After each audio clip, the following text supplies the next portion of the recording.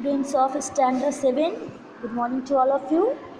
हम लोग चैप्टर 2 जो है न्यूट्रिशन इन एनिमल्स पढ़ रहे हैं, जिसमें मैं एक्सप्लेन कर रही हूँ कि कैसे न्यूट्रिशन जो है ह्यूमन बीइंग में होता है। तो ह्यूमन बीइंग में न्यूट्रिशन जो है vocal cavity, pharynx, oesophagus, stomach, small intestine, large intestine, rectum से होता हुआ एनस, यानी ये alimentary canal mouth to anus जो है ये कंप्लीट होता है। तो इसमें हम लोग पढ़ रहे थे यस्टरडे को हम लोगों ने सैलिवरी ग्लैंड तक, ये बक्कल कैविटी के अंदर, बगल कैविटी यानी माउथ का जो पार्ट होता है, माउथ का जो पार्ट होता है वो वक्कल कैविटी कहलाता है, और उसमें टंग, टीथ, सैलिवरी ग्लैंड, ये सब का पार्टिसिपेशन होता है डाइजेशन करने में फूड का, जो कि यस्टरडे को हम लोग पढ़ चुके हैं। अब है फेरिंग्स। तो फेरिंग्स क्या है? फेरिंग्स थ्रोट का, ये जो गले का पार्ट है जहाँ पर माउथ, फेरिंग्स जो है वो सॉफ्ट एरिया है, जो टॉप का, ये थ्रोट के टॉप का सॉफ्ट एरिया है, जहाँ जो जिससे पैसेज जो है नोज़ का और माउथ का कनेक्ट है।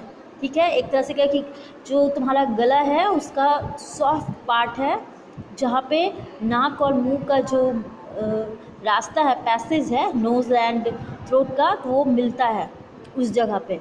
इसी के लिए कभी कभी देखते होंगे कि जब हम लोग सही पॉस्चर में बैठ के नहीं खा रहे होते हो तो हम सरक जाते हैं, हमारा खाना नाक से भी लगता है जैसे निकल रहा हो, पानी घुस जाता है।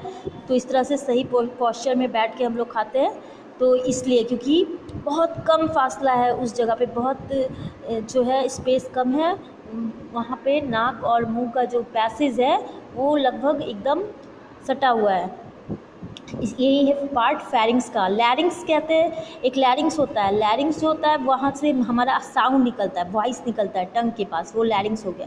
लेकिन जो रास्ता हो गया पैसेज, जहाँ पे नोज़ और थ्रोट का जो टॉप पार्ट हो गया ना, सॉफ्ट टॉप पार्ट थ्रोट का, जहाँ पर से नोज़ एंड माउथ जो है कनेक्ट होता है, और उसके बाद यहाँ से एक नली निकलती है जिसे ओइसोफेगस बोलते हैं, जो कि कल मैं तुम लोग को बता भी रही थी।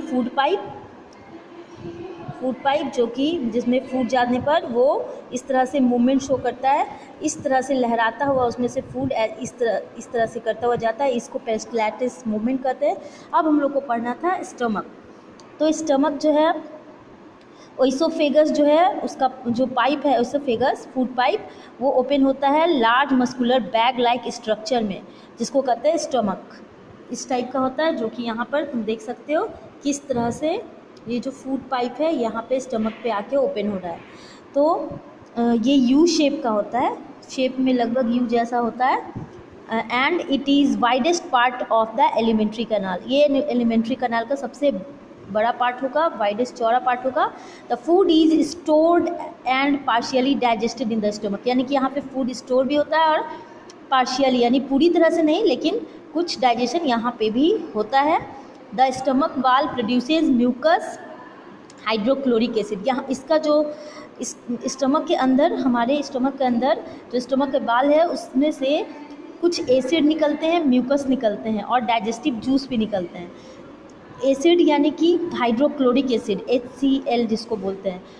हमारे बॉडी के अंदर हाइड्रोक्लोरिक एसिड होता है जो कि बहुत हार्ड एसिड है। अगर एक हाइड्रोक्लोरिक एसिड तुम मार्केट से, अगर ऐसे तुम वो लाइसेंस लेना पड़ता है, तो वो जो एसिड अगर तुम उसको गिराओगे ज़मीन पे तो छेद हो जाए, इतना वो हार्ड होता है। तो हमारे स्टमक के अंदर से वो निकलता है, वो हमारे डाइजेशन के लिए जितना ज़रूरी है उतनी ही मात्रा में वो निकलता है, और उससे हमारा जो अंदर का इनर वॉल है स्टमक का वो ख़राब ना हो, इसके लिए म्यूकस एक चिपचिपा सब्सटेंस होता है, जो कि हमारे जो स्टमक का बाल का जो है उसकी सेफ्टी के लिए एक तरह से वो समझो निकलता है। उसके कारण वो चिपचिपा सब्सटेंस का जो परत होता है, लेयर होता है, वो हाइड्रोक्लोरिक एसिड उसको नुकसान नहीं पहुंचा पाता है। और कुछ डाइजेस्टिव जूस भी फूड को वहाँ पे डाइजेशन करने में, यहाँ पे डाइजेस्ट होता है, बहुत हद तक डाइजेशन यहाँ पे हो जाता है। तो यहाँ पार्शियली डाइजेस्ट करने में वो जूस भी हेल्प करता है। बहुत बार देखते होंगे कि हम लोग गोलगप्पा या बहुत तेल मसाला तला भुना चीज़ खाने पे हम लोग को एसिडिटी फॉर्म हो जाता है। ये इसी कारण हमारे जो स्टमक के अंदर हाइड्रोक्लोरिक एसिड है वो इस तरह का तला भुना या फिर बहुत ज़्यादा खट्टा तीखा खाने पे वो ज़्यादा प्रोड्यूस करने के कारण हमें वो कंठ में जलन और इस तरह से एसिडिटी की प्रॉब्लम हो जाती है। इसी हाइड्रोक्लोरिक एसिड डाइजेशन के लिए ज़रूरी है, लेकिन जब उसकी ज़्यादा मात्रा नहीं करने लगी तो हमारे लिए वो हार्मफुल भी है। तो the muscles of the stomach churn and mix this, यहाँ पर जो उसका स्टमक का मसल है वो फूड को यहाँ पर चर्न कर देता है, एकदम बहुत ज़्यादा पीसने जैसा, और मिक्स कर देता है गैस्ट्रिक जूस के साथ। कुछ जो इंजाइम या जूस जिसको बोलते हैं निकल रहा है, उसके साथ वो मिक्स कर देता है और एक सेमी फ्लूइड मास की तरह पार्टली डाइजेस्टेड फूड बन जाता है, एकदम थक्का टाइप का, मतलब एक पूरा मिक्स होकर, जो कैसे अगर तुम बाहर में भी अगर एक चिपचिपा सब्सटेंस के साथ पूरा चर्न कर कर उसको करोगे तो बॉलस टाइप का, एक गोला टाइप का बन जाएगा, तो उसको बोलते हैं काइम। उस तरह से जब यहाँ पे हो जाता है वो फूड, तब उसको बोलते हैं chyme. The hydrochloric acid kills the bacteria, और इसमें जो हाइड्रोक्लोरिक एसिड होते हैं वो फूड में प्रेजेंट जो भी बैक्टीरिया वगैरह अगर चला गया उसको वो किल करता है, और फूड और provide an acidic medium so that the digestive juice act, और एक मीडियम एसिडिक मीडियम रेडी करता है, तभी ये डाइजेस्टिव जूस जो उसके अंदर से प्रोड्यूस हो रहा है वो उस पर एक्ट कर पाता है। Food well and break down the protein, और यहाँ पर फूड का जो प्रोटीन है वो ब्रेक डाउन होता है सिंपल सब्सटेंस में, ठीक है। तो इस तरह से स्टमक में क्या हुआ, स्टमक में हाइड्रोक्लोरिक एसिड निकला, कुछ डाइजेस्टिव जूस निकला, फूड उसके साथ मिक्स हो गया, और उस मीडियम में डाइजेस्टिव जूस जो है उसके प्रोटीन के, फूड में मौजूद जो प्रोटीन है उसका भी यहाँ पे ब्रेक डाउन करके उसे सिंपल मॉलिक्यूल में तोड़ा। तो इतना काम यहाँ पे हो गया स्टमक में। उसके बाद स्टमक के बाद फूड जो है वो जाता है स्मॉल इंटेस्टाइन में। तो स्मॉल इंटेस्टाइन जो है वो स्टमक ओपन होता है स्मॉल इंटेस्टाइन में, इस तरह से जैसे तुम डायग्राम में देख सकते हो अपने बुक पेज नंबर 22 में। तो ये जो स्टमक है वो ओपन हो रहा है स्मॉल इंटेस्टाइन में। स्मॉल इंटेस्टाइन, इसका नाम स्मॉल इंटेस्टाइन है क्योंकि इसका जो ये तुम देख रहे हो ये जो नली है वो पतला है, बहुत थिन है, लेकिन ये लंबा, लेंथ में बहुत ज़्यादा लंबा है, 7.5 मीटर लॉन्ग है ये लेंथ इसका। ये इस तरह से घुमावदार होकर स्टमक के नीचे जो स्मॉल इंटेस्टाइन है, क्योंकि ये पतला है चौड़ाई में, इसलिए इसे स्मॉल इंटेस्टाइन बोलते हैं। और यहाँ पे जो पार्शियली डाइजेस्टेड फूड है वो क्या हो जाता है, काइम जो है यहाँ पे आता है, स्टमक से स्मॉल इंटेस्टाइन में इंटर करता है, और अपर पार्ट जो स्मॉल इंटेस्टाइन का है वो उसको रिसीव करता है, और इसमें से कुछ सिक्रीशन होता है। यहाँ पे लीवर और पैंक्रियाज यहाँ पे कुछ सिक्रीट करता है, यहीं पे होता है लीवर एंड पैंक्रियाज। और जो इंटेस्टाइन का वॉल में, जैसे यहाँ पे स्टमक का वॉल कुछ सिक्रीट कर रहा था एंजाइम, उसी तरह इंटेस्टाइन का वॉल भी कुछ डाइजेस्टिव जूसेस यहाँ पे सिक्रीट करता है, और उसके अलावा लीवर और पैंक्रियाज ये भी यहाँ पे कुछ एंजाइम्स जो है, कुछ केमिकल छोड़ता है जिसको एंजाइम बोलते हैं। लीवर भी क्या है, एक तरह का ग्लैंड है, ठीक है।